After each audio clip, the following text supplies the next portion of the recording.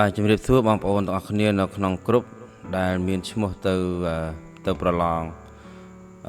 graphic design computer ណានៅថ្ងៃទី7ខែមេសាឆ្នាំ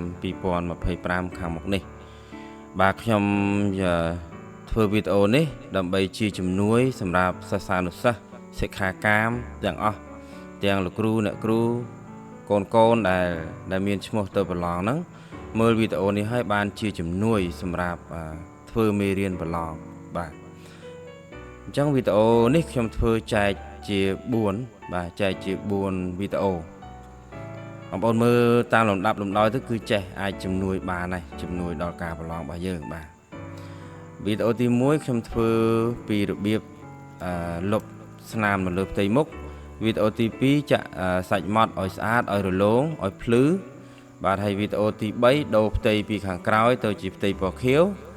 ហើយនឹងវីដេអូទី4នោះគឺតម្រៀបរូបឲ្យបាន8សន្លឹកនៅលើក្រដាសដែលមានទំហំ10x15បាទចាប់ទាន់ណាកូនទាំងអស់គ្នាសិស្សានុសិស្សលោកគ្រូអ្នកគ្រូបាទវីដេអូទី1លុបស្នាមលើផ្ទៃមុខវីដេអូទី2ចាក់សាច់ម៉ត់វីដេអូទី3ដូរផ្ទៃពីខាងក្រោយទៅជាផ្ទៃពណ៌ខៀវហើយនឹងវីដេអូទី4គឺតម្រៀបរូបឲ្យបាន8សន្លឹកនៅក្នុងក្រដាសដែលមានទំហំ10x15បាទ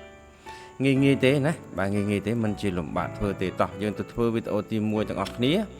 ជាដំបូងមុននឹងបងប្អូនចាប់ដើមធ្វើនៅលើរូបមុននឹងលុបស្នាមនៅលើផ្ទៃមុខនេះលោកគ្រូអ្នកគ្រូសិស្សានុសិស្សទាំងអស់ដែលរៀននៅកន្លែងនេះគឺបងប្អូនត្រូវ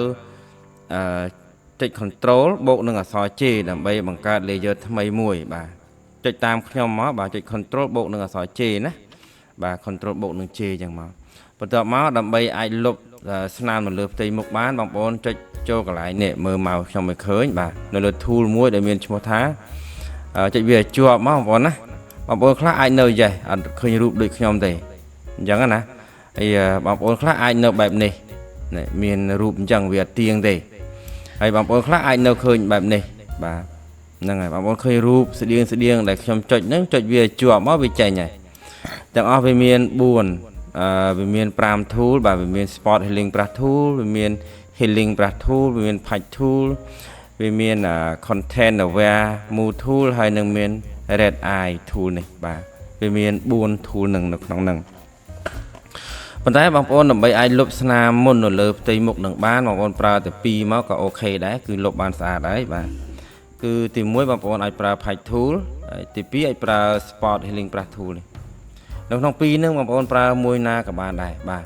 ឥឡូវខ្ញុំសូមលើកយក patch tool មកប្រើប្រាស់មុនមកបញ្យល់មុនបាទបន្ទាប់មកចាំរៀន spot healing brush tool នេះថាលេងលុបយ៉ាងម៉េចបាទតោះយើងមកមើលទាំងអស់គ្នាប្រើ patch tool ណាប្រើ patch tool ទាំងអស់គ្នាបាទចុចលើ patch tool មកវានឹងមានសញ្ញាបែបនេះឲ្យយើងអញ្ចឹងបើសិនជាយើងចង់លុបស្នាមនៅលើផ្ទៃមុខស្នាមមុនស្នាមអីហ្នឹងបងប្អូនត្រូវគូសជារង្វង់មូលនៅលើស្នាមមុខរបស់យើងនឹងបាទគូដូចខ្ញុំបែបនេះបាទគូដូចខ្ញុំអញ្ចឹងមកបន្ទាប់មកបងប្អូនចុចទាញវាចេញពីកន្លែងហ្នឹងមកបាទទាញមកដាក់ក្បែរហ្នឹងមកបាទទាញដាក់ក្បែរកន្លែងណាដែលសាច់ស្អាតកន្លែងណាដែលភ្លឺកន្លែងណាដែលរលោងហ្នឹងបងប្អូនលើកដាក់ទៅនឹងមកគឺអូខេហើយបាទលើកដាក់អញ្ចឹងមកបងប្អូនធ្វើដូចខ្ញុំអញ្ចឹងមកណាបាទលើកដាក់អញ្ចឹងមកគឺជាការស្រេចហើយរូបហ្នឹងគឺស្អាតអស់មុនតែម្ដងបាទទើបណាបងប្អូនណាបាទលើកតាមខ្ញុំអញ្ចឹងមកអូខេខ្ញុំសូមរៀងលឿនបន្តិចហើយណាបាទបងអាចមើលសារចុះសារឡើងទៅដឹងបាទខ្ញុំធ្វើរៀងលឿនតិចបងប្អូនណាដើម្បីកុំឲ្យវីដេអូយើងនេះវាវែងពេកបាទហើយសម្រាប់កូនសិស្សានុសិស្សឬក៏លោកគ្រូអ្នកគ្រូដែលសិក្សា TVET 1.5M នៅកន្លែងមជ្ឈមណ្ឌលបណ្ដុះបណ្ដាលវិជ្ជាជីវៈខេត្តត្បូងឃ្មុំដែលមានទីតាំងនៅតាមសហគមន៍ណាបាទនៅសហគមន៍នៅក្នុងដែលស្ថិតនៅក្នុងឃុំចកស្រុកអូររងអូខេត្តត្បូងឃ្មុំហ្នឹងបងប្អូនអាចមើលវីដេអូនេះដែលរៀនកន្លងរួចមកហើយព្រោះលោកគ្រូអ្នកគ្រូខ្លះគាត់រៀនបានជិតចប់វគ្គក៏សម្រាប់សិនណាដោយសារវគ្គយើងវគ្គ6ខែវារៀងយូរដែរបាទដល់ពេលសម្រាប់រយៈពេល1អាទិត្យ2អាទិត្យជួនកាលមេរៀនអាចនឹងភ្លេចទៅវិញបាទអញ្ចឹងខ្ញុំធ្វើវីដេអូនេះជាជំនួយសម្រាប់លោកគ្រូអ្នកគ្រូបងប្អូនកូនទាំងអស់ណាដែលរៀននៅកន្លែងខ្ញុំអាចសិក្សាវីដេអូតាមវីដេអូនេះបានដើម្បីជាជំនួយទៅពេលដែលយើងទៅប្រឡងសង្ឃឹមថាប្រឡងបានជាប់ទាំងអស់គ្នា បាទអញ្ចឹងឥឡូវខ្ញុំគិតថាខ្ញុំលុបស្អាតហើយបងប្អូនណាបាទខ្ញុំលុបស្អាតហើយប៉ុណ្នេះអូខេដូចជាអស់ហើយណាបាទអស់ហើយអញ្ចឹងដើម្បីយើងមើលរូបដើមវិញឥឡូវបងប្អូនលុបរួចហើយអញ្ចឹងយើងចង់មើលរូបដើមវិញណាយើងមើលយ៉ាងម៉េចដើម្បីមើលរូបដើមវិញបានយើងចុចកន្លែងនេះកន្លែងបើកភ្នែកហ្នឹងមកយើងឃើញរូបដើមណាបាទមើលតើបងប្អូនណាបាទចុចលេខភ្នែកហ្នឹងមកបាទចុចចឹងមកយើងឃើញរូបដើមបាទនេះគឺជាវិធីសាស្ត្រលុបទី1ដែលយើងប្រើប្រាស់ Patch Tool បាទនេះ Patch Tool នេះ Patch Tool នេះណាបាទមកមើលវិធីសាស្ត្រទី2យើងប្រើ Spot Healing Brush Tool បាទ Spot Healing Brush Tool ណានេះ Spot Healing Brush Tool យើងប្រើ tool មួយហ្នឹងឃើញបងប្អូនឡើងខ្ញុំដាក់មកនេះបាទប្រើ Spot Healing Brush Tool ហ្នឹងតើយើងលុបស្នាមមុនហ្នឹងលុបយ៉ាងម៉េចឥឡូវខ្ញុំសុំដោះភ្នែកនេះចេញដើម្បីឲ្យស្នាមលើផ្ទៃមុខរូបដើមហ្នឹងត្រឡប់មកវិញហើយខ្ញុំចុច Ctrl J មួយទៀតដើម្បីបង្កើត layer ថ្មីមួយបាទអញ្ចឹងនៅកន្លែង Spot Healing Brush Tool ហ្នឹងបងប្អូនចុចចឹងមកបន្ទាប់មកវានឹងមានស្នាមចាមានស្នាមមានជារង្វង់មូលបាទមានជារង្វង់មូលអញ្ចឹងបងប្អូនចុចមកចុចឲ្យចំស្នាមមុនហ្នឹងមកគឺវាដាច់ហើយបាទលុបស្នាមមុនអញ្ចឹងវាគឺវាដាច់ហ្មងបាទតោះណាបងប្អូនណាបាទចុចដូចខ្ញុំអញ្ចឹងមកបាទចុចដូចខ្ញុំអញ្ចឹងមកគឺវាអស់ហើយបាទខ្ញុំចុចរៀងអូសបន្តិចដែរបាទមិនបាច់អូសក៏បានដែរអត់អីទេបងប្អូនណាចុចចំពីលើវាមកវាធំតិចចុះដើម្បីលុបទៅវាបានល្អបាទចិត្តអស់ហើយអូខេ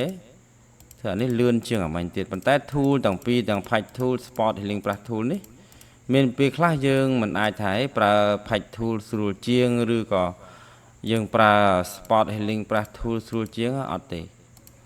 មានពេលខ្លះយើងប្រើចូលគ្នាបងប្អូនទាំងពីរនេះយើងប្រើចូលគ្នាមិនអាចប្រើតែមួយបានទេយើងប្រើចូលគ្នាអូខេខ្ញុំយកបានហើយប៉ុណ្ណឹងណាបាទបន្តមកទៀតបងប្អូនមើលដោះភ្នែកមើលរូបដើមបាទនេះរូបដើមរបស់យើងណាហើយខាងលើនេះរូបយើងលុបមុនលុបយើងប្រើ Patch Tool ណាហើយខាងក្រោមនេះយើងលុបប្រើ Spot Healing Brush Tool បាទអញ្ចឹងឃើញនេះលុបបានស្អាតល្អដោយគ្មានសល់ស្នាមអីតិចទេហើយប៉ុណ្ណេះបងប្អូនចូលតែ Skin Finer ឬក៏បងប្អូនចូល Camera Raw ដើម្បីចាក់សាច់ម៉ត់វាតែបន្តិចទៀតមកគឺរូបនឹងស្អាតតែម្ដងបាទអញ្ចឹងអរគុណណាបងប្អូនណាវីដេអូទី1ហ្នឹងគឺមានប៉ុណ្ណឹងសម្រាប់ការលុបស្នាមនៅលើផ្ទៃមុខបាទសូមអរគុណច្រើន